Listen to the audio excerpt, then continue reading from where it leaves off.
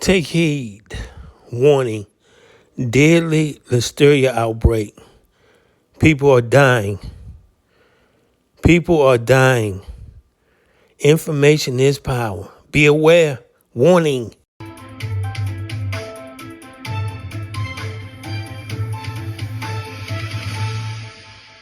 Connected to recalled ready-to-eat products sold nationwide at several different stores, and we know there was one death in our state. And here to talk to us about this is Dr. Stephen Jumek from Northwestern Medicine. Thank you so much for being with us today.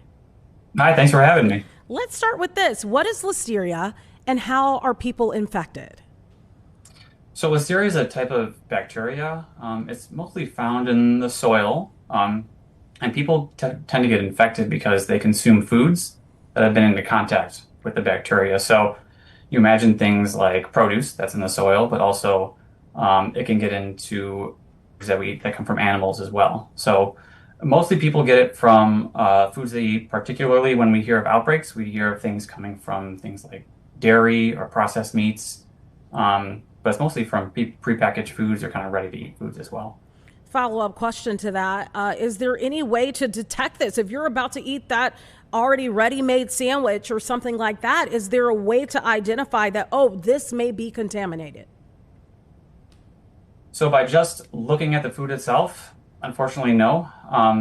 You would probably use kind of your best judgment like you would with eating any other food. If it looks spoiled or looks old, that would be a reason to avoid it, but nothing specifically, just by looking at the food, would make you think Listeria might be in here.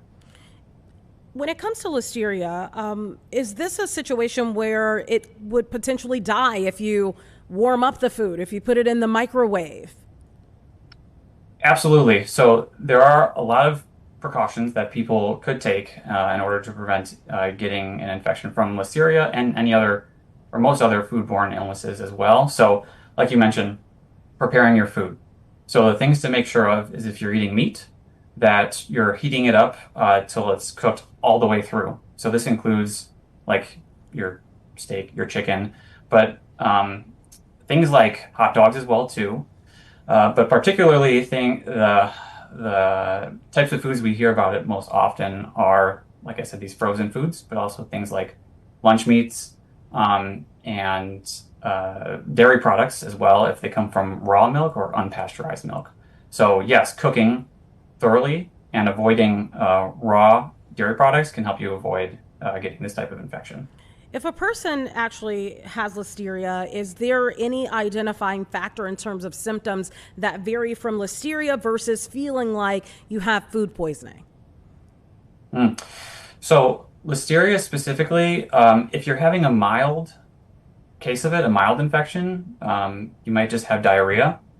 But symptoms to be on the lookout for that are much more unique to Listeria compared to other types of food poisoning is if you're starting to get fevers or headaches, neck stiffness, because Listeria is a unique foodborne infection that can actually cross into the brain and cause brain infections, which are, as you can imagine, much more life-threatening than a mild case of diarrhea.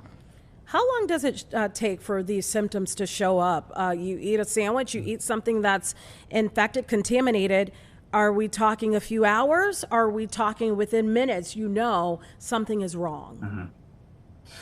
So it's usually a few days, actually, before people start feeling symptoms. If someone's, and those tend to be the mild symptoms, like I said, abdominal discomfort or diarrhea. If someone is going to end up having a severe case of Listeria infection, which includes the bacteria going into the person's blood, or like I mentioned, a brain infection, it could take up to 11 days for that symptom to actually, the more severe infection symptoms to actually present themselves. So if you are consuming or eating something and you feel crummy and ill within a few hours of consumption, I would say it's much less likely Listeria and much more likely some other type of foodborne infection. Dr. Jumek, someone has listeria. How do you treat? How do you treat them? What is the treatment for this? Yes. So thankfully, what I'll say is the vast majority of people don't need any treatment. Their body will fight it off. If someone is ill enough that they're not staying hydrated because of their amount of their diarrhea, or if they're getting these symptoms I mentioned, like headache and neck stiffness, and they need to be in a hospital, antibiotics can be given in both of those circumstances.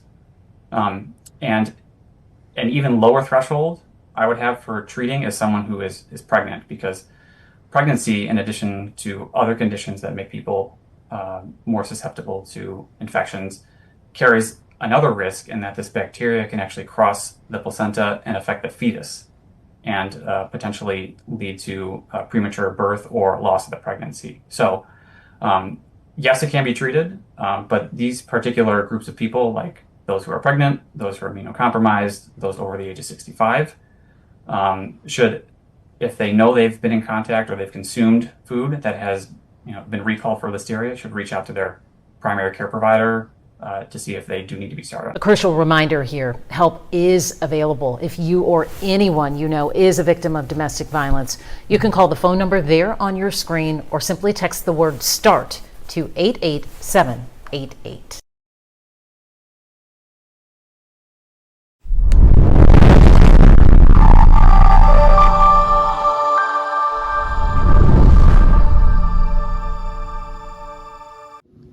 Thanks for watching.